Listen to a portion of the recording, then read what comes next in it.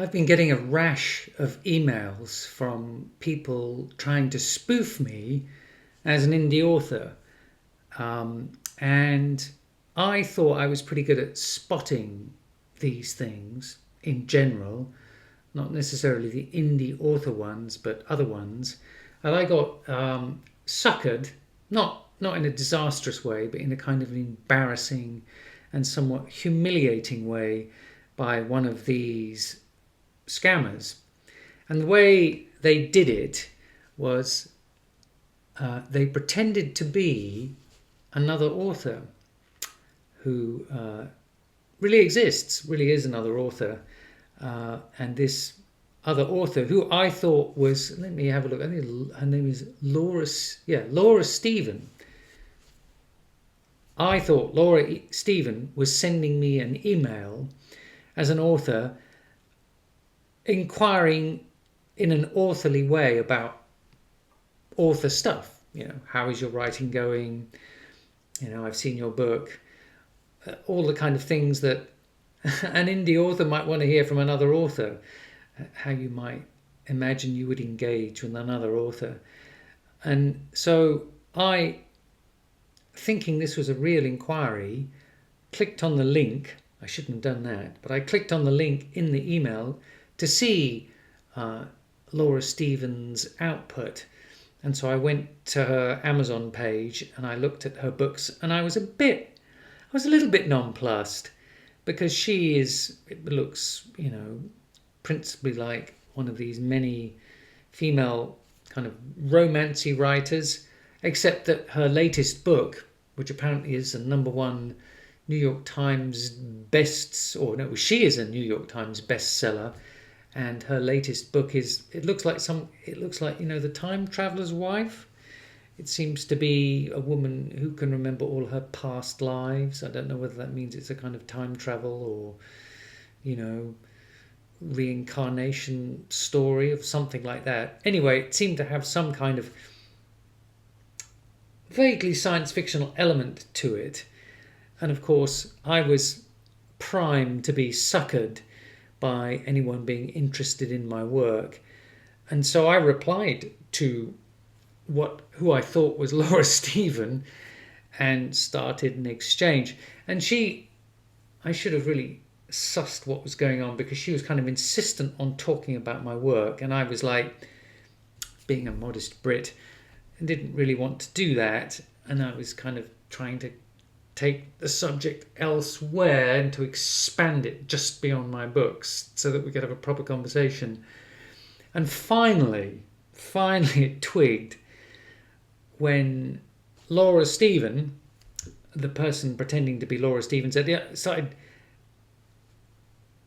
gushing about my covers, the covers of my books. Now, I think they're okay. I think I've put a little bit of effort into them. But finally it twigged that I was being spoofed, because it just sounded silly. This absolutely gushing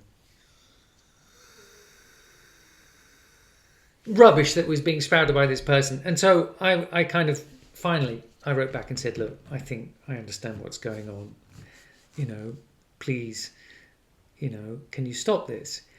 And immediately, the moment I did that, the email that I'd been replying to ceased to function.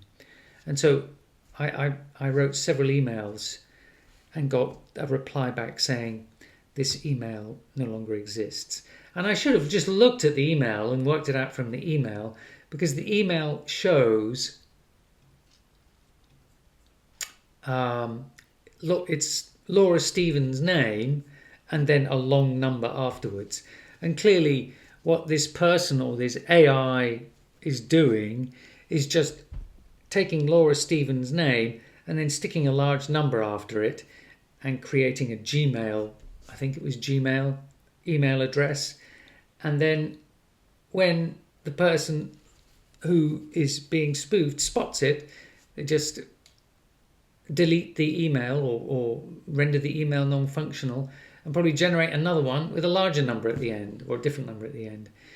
And so I tried to find a way of contacting the real Laura Stephen, and dropped her a message saying that someone was using her name to spoof me, but I couldn't manage to get in contact with her, so I don't know whether she's ever got that message or she ever realised this was going on.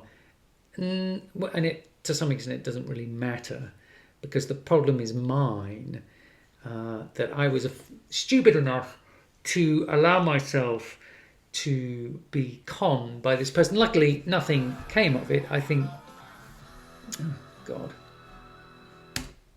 nothing came of it because I didn't give any money to anyone or release any information, as far as I know.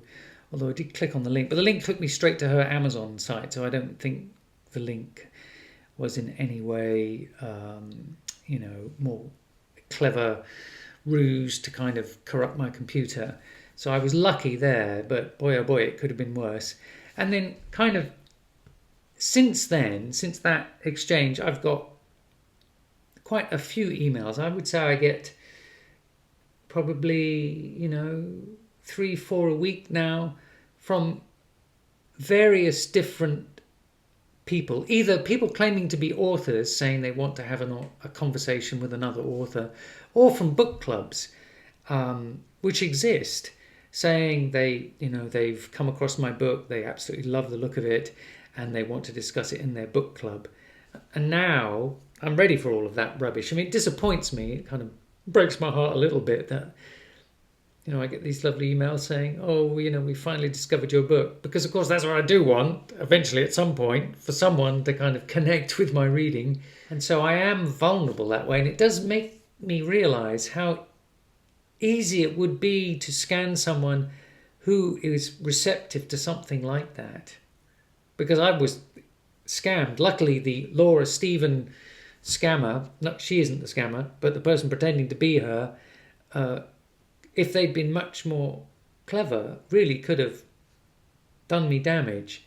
Luckily, they weren't very bright, and so I got away with it. But it could have been much worse.